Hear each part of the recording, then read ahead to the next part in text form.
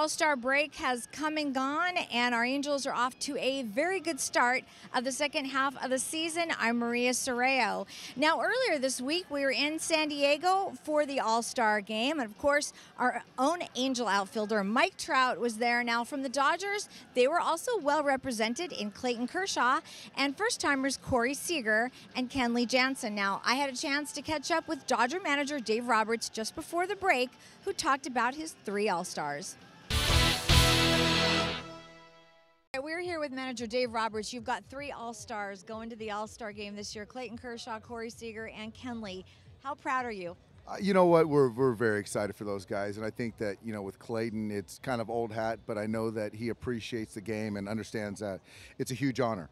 But then you look at Kenley and Corey, it's their first nomination and being elected by the players, and you know, when you got your peers electing you and to get the respect of your peers, I mean, that carries so much weight. And they both had tremendous first halves, and Kenley, this is over a 3-year sample of being an elite closer, but Corey is, you know, one of the best and brightest in the game, so we're very excited. Funny when you talk about Kenley, thinking he was a catcher and he started out that way, but you know, one of the best closers in the game now. He is, you know, and I know that when they said that they wanted him to pitch and get on the mound, he was very resistant and unhappy, but it's worked out really well. A lot of hard work, and like you said, Kenley's one of the elite closers in the game, and we're very fortunate to have him. It's so nice to see that they all love Don Newcomb so much. He's out here every day, and they're really a huge mentor to these guys. Yeah, you know what, Don, it's just great to have him out here, and you know, you talk about the Dodger way, the culture, and what the people that preceded us and paved the way, and for Don to be in good health and out here supporting us in batting practice, and the guys to really take to him, and Kenley has, you know, really looks to him as a father figure. But Don has a relationship with all the players, and he's always pulling for us and telling us what we need to get better at, what we need to, what we're doing well. But it's always good to see him. Now, the Angels have been swinging their bats very well as of late, and one of them is C.J. Cron. Now, Cron was a part of one of the highest scoring games this season when the Angels beat the Red Sox 21-2. Now, Cron went 6 for 6 during that game with 2 home runs and 5 RBIs. Not a bad way to spend the day. I had a chance to sit down with C.J. and talk to him one-on-one. CJ, you pretty much grew up in a baseball family. When you were a kid, did you think every kid's parents played baseball, dad played baseball? I don't know if I thought that, but I thought they all had a clue about the game. So you always would, I guess I learned some things a little sooner than most kids do, and I think it helped me a lot for sure. When did you decide that you wanted to play baseball? I mean, I grew up around it. My cousin played in the big leagues. My dad played for a while, and then when I was a kid, he was still managing, so I was always around the game, and that's all I really knew, and that's all I really wanted to do. Okay, so you're from Arizona. We were just talking about this briefly, but you grew up a D-backs fan. Your dad works for them now. What's the best advice he ever gave you about coming to the big leagues?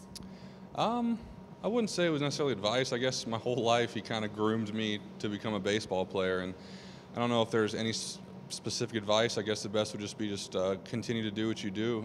You're here for a reason, and just play your hardest, and everything will work out. All right. Also, I'm a Cardinals fan for football, so you must be pretty excited over the last few years because they've been pretty good. They've been good. They've been good. They've been on the doorstep the last couple of years, and it's definitely a fun team to watch. So I'm excited for the season for sure. What do you think for yourself from season to season? What do you work on specifically, you know, to get a little better each year?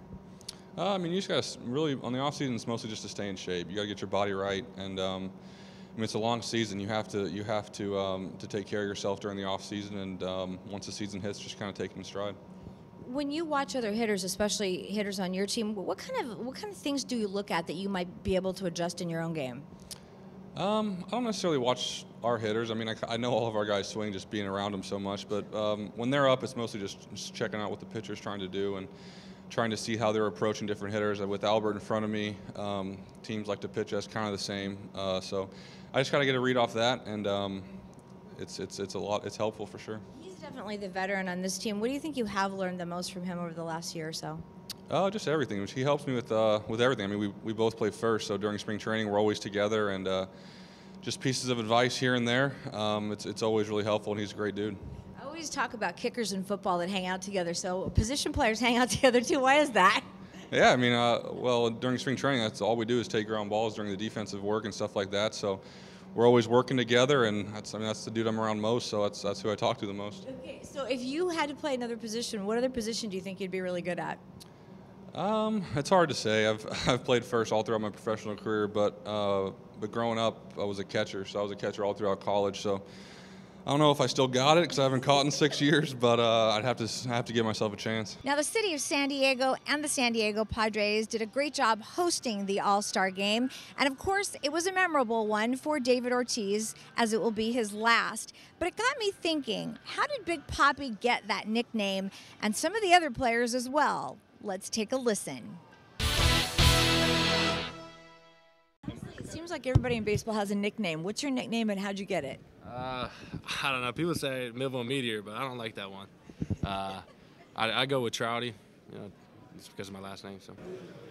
It was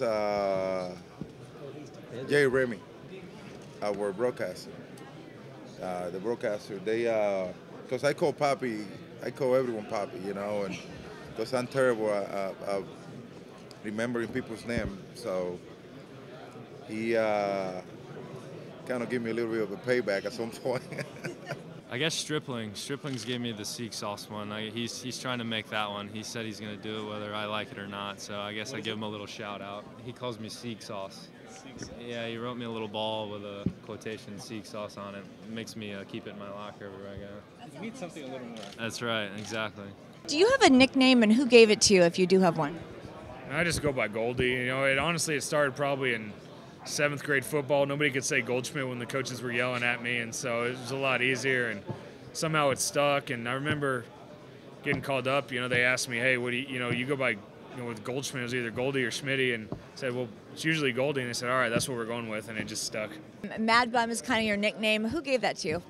I guess the Giants fans. I don't really know where it came from, but it's kind of stuck, though.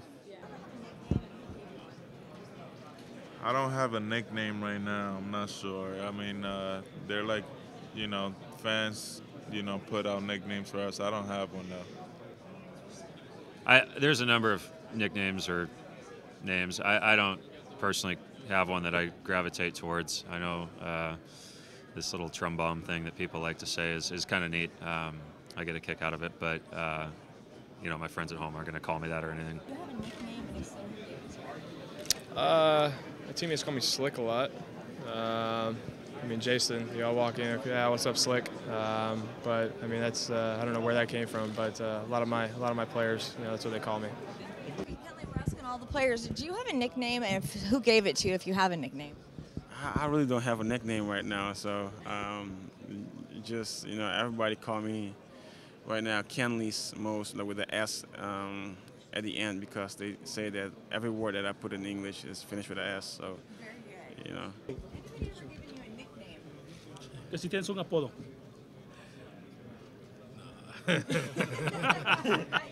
I get nada. Well, it's been a very exciting season in the IndyCar Series, including the 100th running of the Indy 500. Now, while I was there, I had to ask some of the drivers with 100 years of history at that great track, what were their very first memories? Here's what they had to say. When was the very first time that you remember coming here before you drove? Oh, man.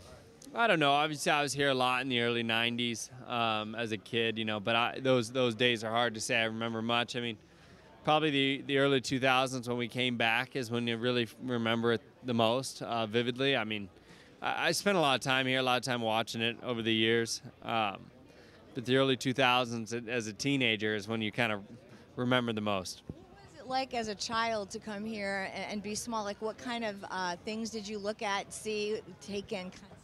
Oh, yeah. I mean, the size of the place is insane. I think for anybody that still comes here today, the size of it is incredible to see.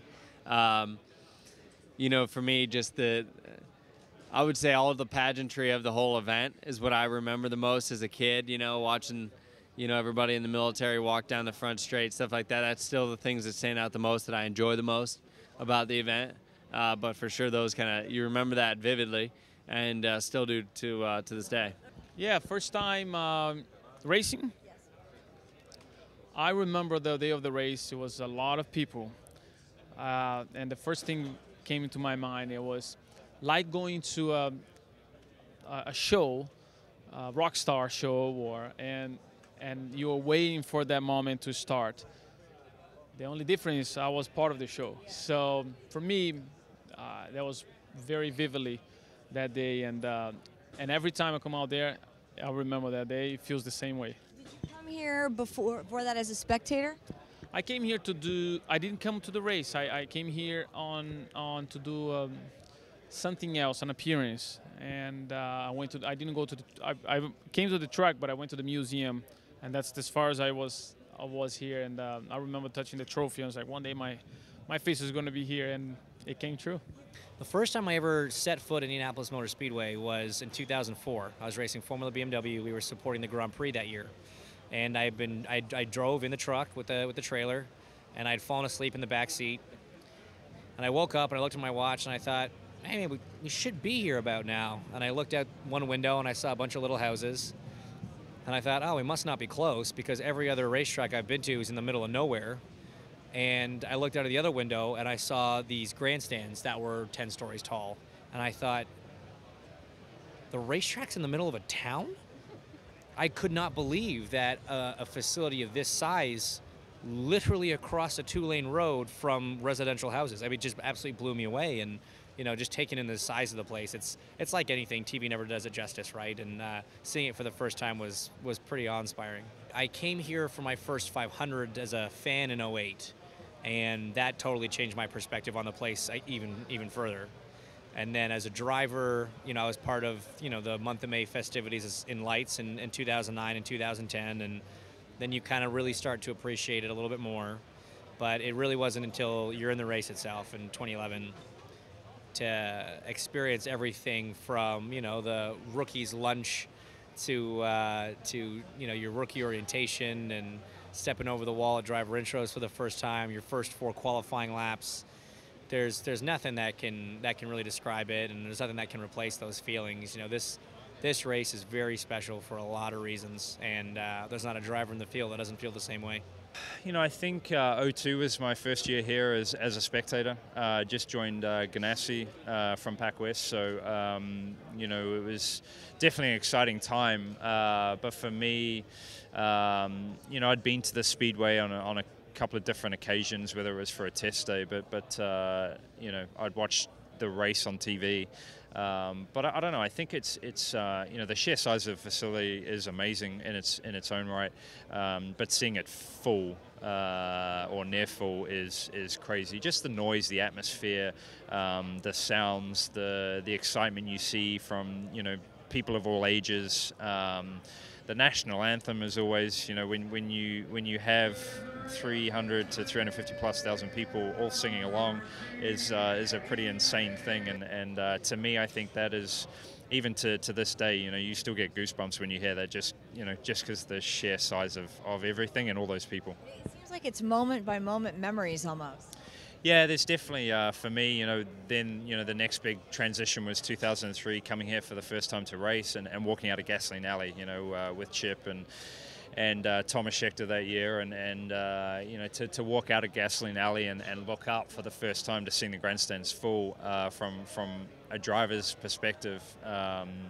You know, people yelling your name and getting pumped up, and, you know, you got a lot of butterflies and excitement for the race to get going, but you're very nervous too. So, you know, there's things that this place you'll never forget. Very intimidating.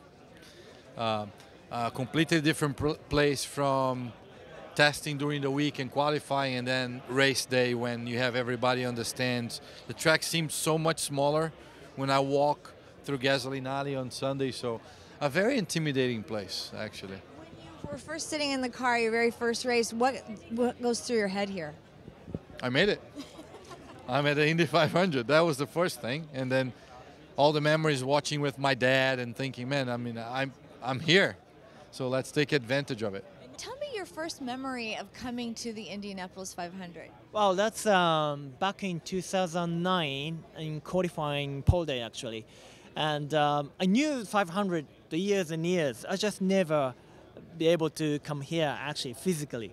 and I was standing on the inside of turn 1, and the car's screaming and coming in over 230 miles per hour down the straight and going to the corner, and the driver was actually fighting, controlling the car with a lot of slip angle. And that was like amazing. I thought it was wow, because at that time, obviously I was from Formula 1, and I thought in terms of speed, I have nothing surprised, I thought. But then it was absolutely outstanding, so very impressive. So I was very surprised. First time come here, do the race, outstanding. The atmosphere, over 300,000 people.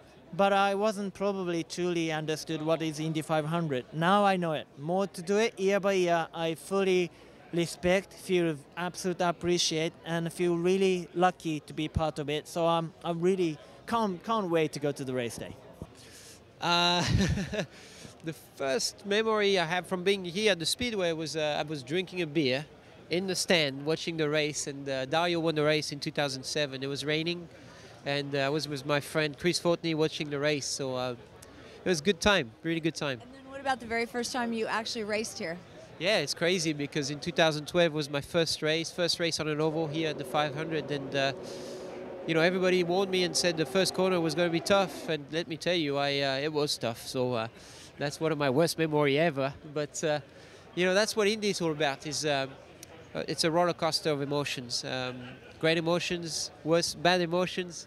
But I tell you what, if you win this race, it's going to be the best thing in the world.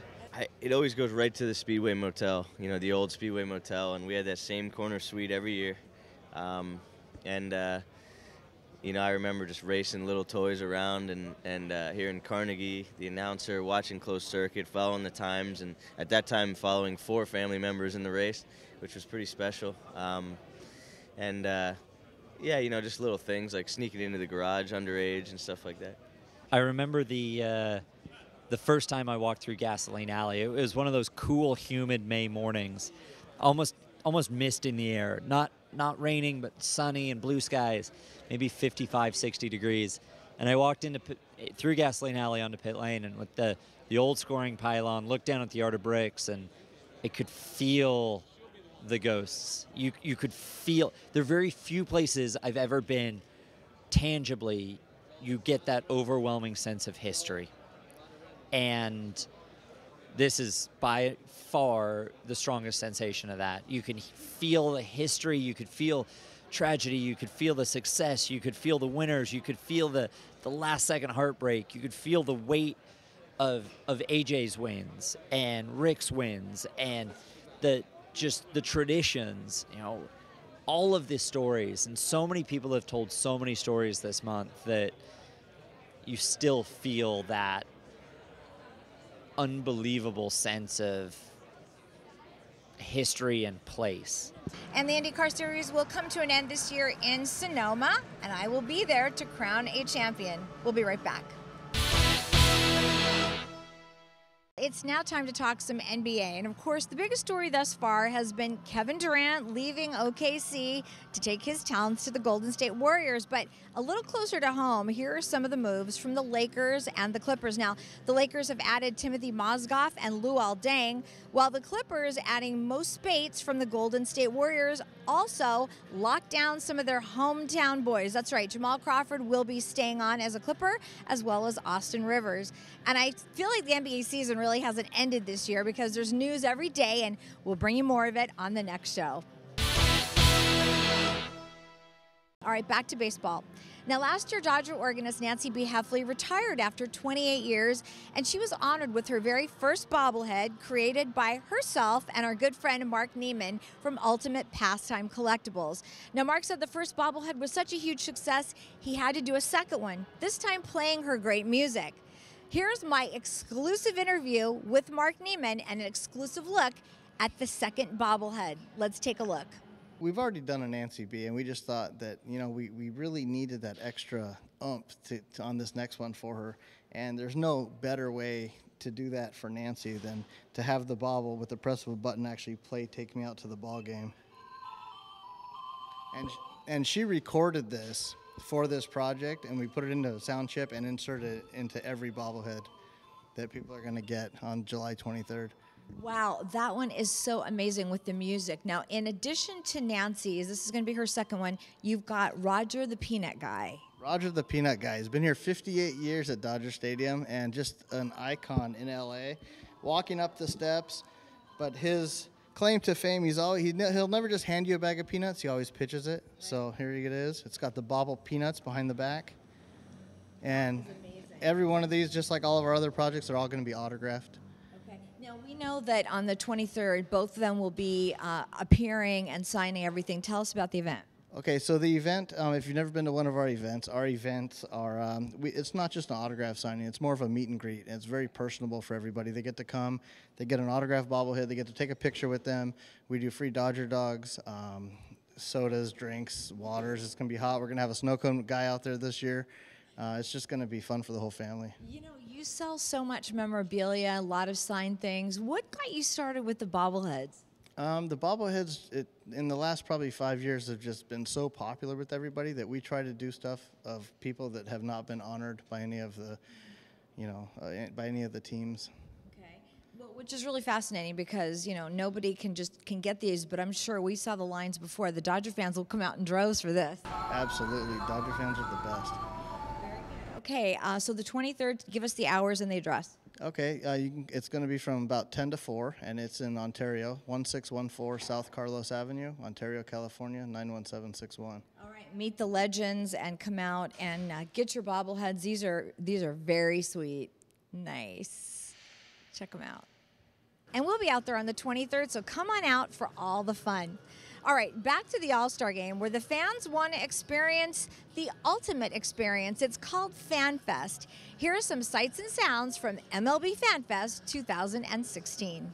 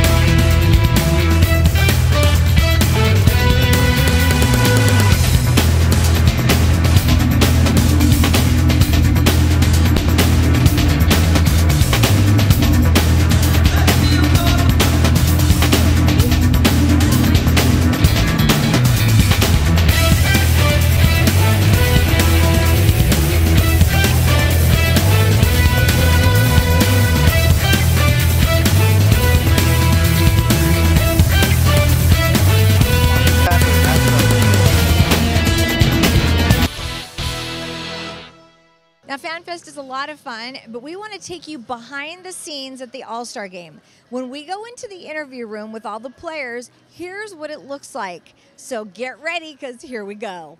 Every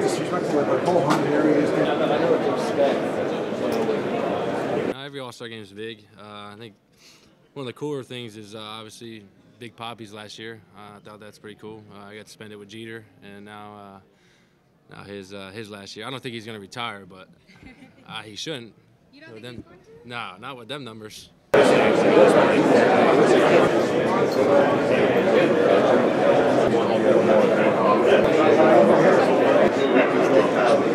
Sometimes you get caught into the, wow, why we don't have a guy like that?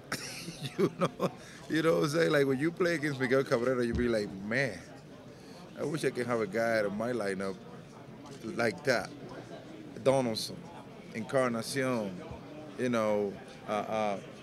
we play Kansas City. I look at the first baseman, my boy too. I'm like, man, that guy's unbelievable. I mean, now all of a sudden you are in the same lineup, in the same room with those guys, and it make you feel like you want to stay there forever. You know what I'm saying? So it's something that you never get old. That's kind of the question. A good idea of what he does. Last year was a little tough for me, and also the advanced training. I mean, it's gonna be also. They're gonna talk a lot how they get me out. It's good.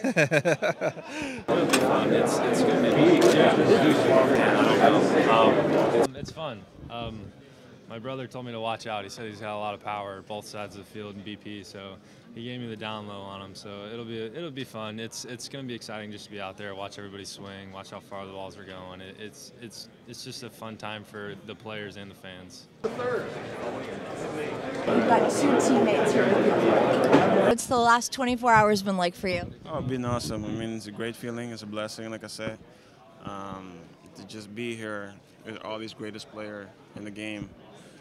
It's a great feeling. I mean, a little shy still, but you know, get used to, man. Meet all these great players. And I got asked if I would be interested in doing it. I enjoy it. I think it's really fun getting a chance to get to know those guys and being on the same team with them for a couple of days. So that's one of my favorite things about the whole deal. Things you talk about, baseball things or just life things? Oh, a little bit of everything. I mean, they're your teammates for a couple of days, so it's just you know, the same as you would be any other time. I think you have a lot of guys who are exciting players. You know, Lindor is one that comes to mind. Correa, obviously Trout, who seems old, but he's still young because he's been around the game so long. You know, you just have a lot of guys that, I think, who are getting developed better and earlier, and there's more information out there on how to become better from when I was coming up as a kid to what the information is now. I think there's a lot of things that are heading in the right direction, and obviously you see that with the amount of younger guys that are here in the All Star Game. I don't know if I'm the right guy to answer. It's one of my favorite parts about it is all these guys you're competing against, pitchers that you usually are having to face and are dominating. These position players that you're playing defense against, and you're thinking, oh crap, because they're about to hit one in the gap. So it's been my favorite thing is getting to know some of these other guys, because you just don't get a chance to. You're competing against them, and now you get to have them on your team. So you know, gotten to know and forged some friendships over the last few years, and hopefully we'll do the same this year.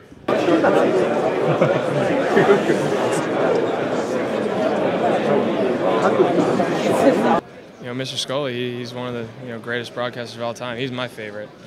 You know, growing up watching Dodgers games, listening to Dodgers games in Vegas, you know, hearing his voice, you know that voice. You know, anytime I talk about Mr. Scully, I think about, I always want to say it in his voice or try to do it the best I can. It's terrible, so I'm not going to do it. But I mean, you always have that distinct voice of what he does, and I mean, he always has a story about each guy. It's never just about baseball. It's about him and his family, or him doing something when he's younger. So he's meant so much to the game, he's meant so much to broadcasting, and definitely sad to see him go. Just kind of waiting to see what happens, and hope for the best. At the end of the day,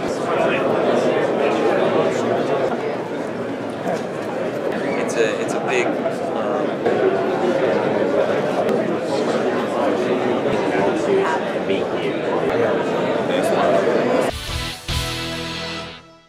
And that will do it from the Big A.